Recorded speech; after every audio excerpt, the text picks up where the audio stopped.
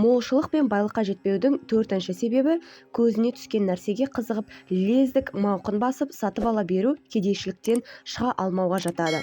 Адамдардың басым бөлігі әрбір тапқан тиынын лезде жұмсап қарызға және несиеге дүние алуға бейім тұрады. Егер де осы әдетіңізден құтылмасаңыз, сізде еш уақытта ақша болмайды, байымайсыз. Үнемшілдікті әдетке айналдырыңыз. Ақшаны бет алды шашпаңыз. Байлыққа баратын жолды аңсап тұрсаңыз, ол жол базарға барғандай қарапайым әрі түзу.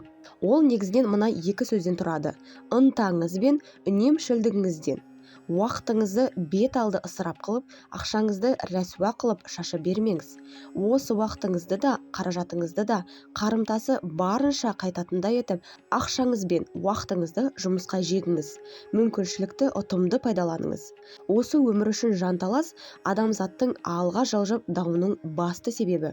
Туғаннан өлгенге дейінгі аралық пенде үшін алма-кезек қайталанып жататын сынақ алаңы.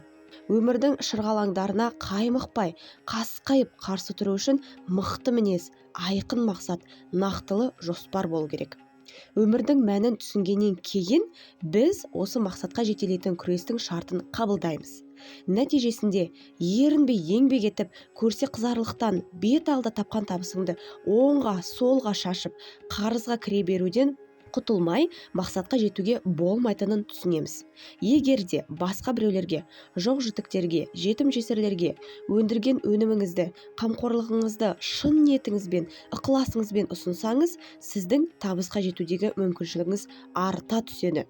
Адамдармен араласып, қарым-қатынас жасағандағы ниетіңіз көп жағдайларды анықтайды.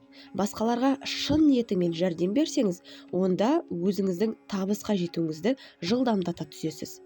Жамандықтың да, жақсылықтың да қарымтасы бүкіл әлемдік әділеттілік заңына сәйкес адамнан емес, Алладан қайтатынын санаңызға сіңіріп, миыңызға қашап жазып алыңыз. Өткен қателіктер мен кемшіліктерді қалай қабылдау керек? Еш нәрсе істемейтіндер ғана қателеспейді. Нәтижесінде бір қадам да алға жылжымай өзінен озып кеткендерге қызғанышпен қарайды. Озғандар тәуекелге барғандар. Өткен кемшіліктер мен қателіктерді тәжірибе жинаудың мүмкіншілігі деп қабылдау керек. Сіздің күшті не әлсіз болуыңыз өзіңіздің іштей дайындығыңызға, көңіл күйіңізге, елестеткен ой өрісіңізге байланысты.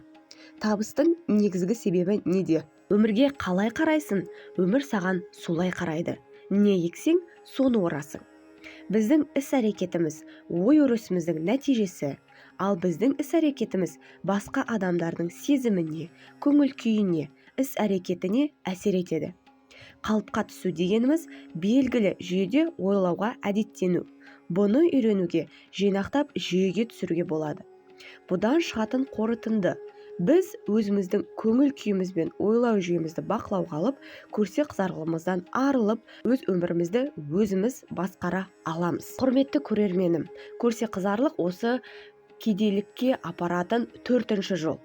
Қалай шығу керектігін мен сіздерге айтып өттім. Бұл видеоны тыңдап қана қоймай, айтылған видеодағы құнды ақпараттарды өзіңізге түртіп алып, міндетті түрде әрекет етіңіз. Барлығымыз бай болуға лайықтымыз, бай бола аламыз.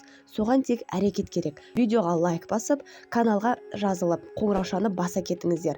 Арнада сіздерге пайдалы өте керемет ақпараттармен сіздермен бөлісіп отырамын. Мені жоғалтып алмау үшін міндетті түрде қоңыраушаны баса кетіңіз. Сізге сәттілік тілеймін. Алдыңғы видеоларда кедейліктің бірінші, екінші, үшінші себептерін айтып өттім.